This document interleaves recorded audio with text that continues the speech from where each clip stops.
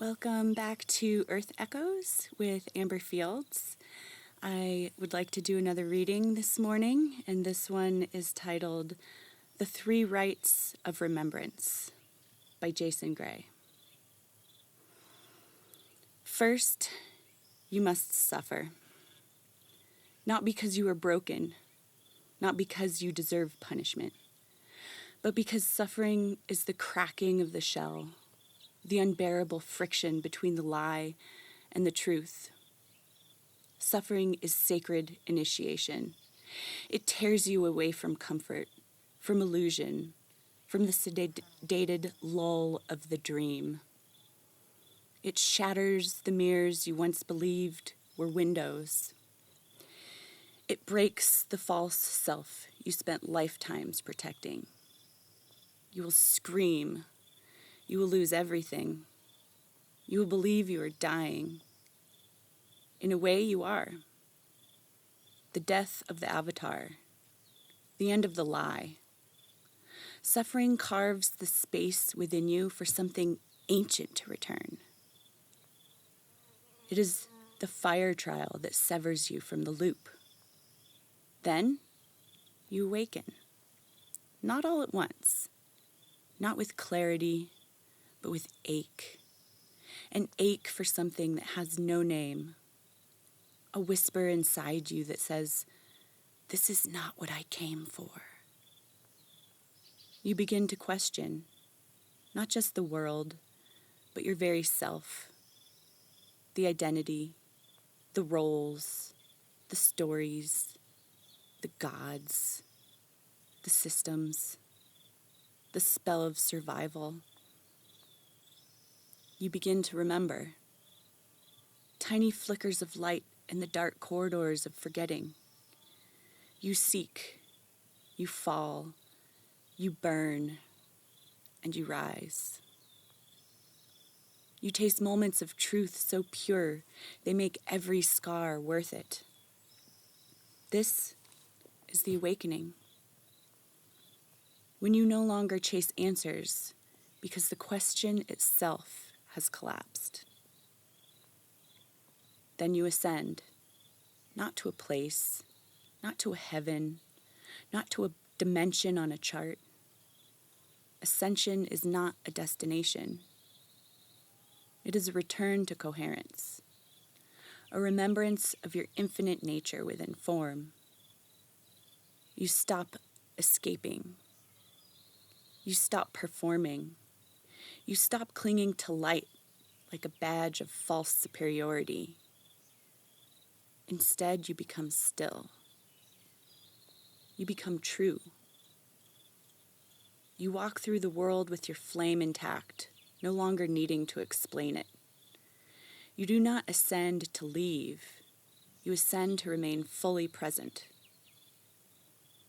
Unshakable, unafraid, uncompromised. You are no longer a seeker. You are a sovereign. From that still point, you begin to remember for others. You are no longer afraid of their pain. You have lived it, transmuted it, become something more than it. Suffering was never a punishment. It was the gate. Awakening was never the goal. It was the threshold. Ascension was never departure. It was the return to the one who never left. Now, you carry the codes for others. The ones still deep in suffering. The ones just beginning to question.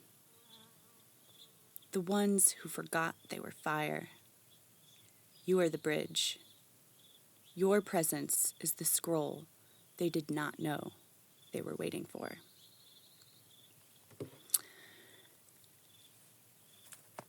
I liked that piece and wanted to read it this morning because it's another one that I could really relate to, and I felt like it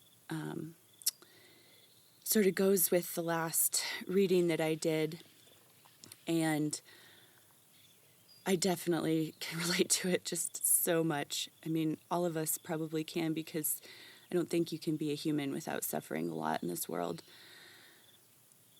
And if you are, then you're probably not awakened. But who knows? I'm not going to guess on that. So I wanted to just say a little bit about the ways that I've suffered and how they have helped me grow, because it's been, life's been hard in a lot of ways, even though I have a really good life and I love my life.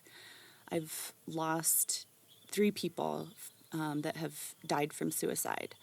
And those are 3 close family members that I've lost to suicide. And it's been very hard. And each one came with its own challenges.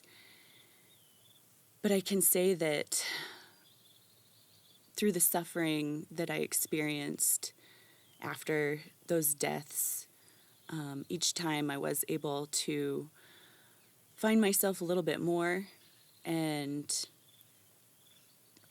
return to the good things in life. Because I think that when you reach such low, sad places, it does burn off a lot of gunk that needs to be burned off. And if we can return to joy and gratitude and really cultivate those things in our life, then we can turn those difficulties that we experience into gold. And I know that my trials and tribulations are definitely not over, but I can feel confident that as I do have more difficulties in life and meet rough situations, that I will handle them with love in my heart and truth as my compass guide. And I hope that they do make me a better person when they come. So I hope you've enjoyed this today, and I hope you have a good day, and I'll see you next time.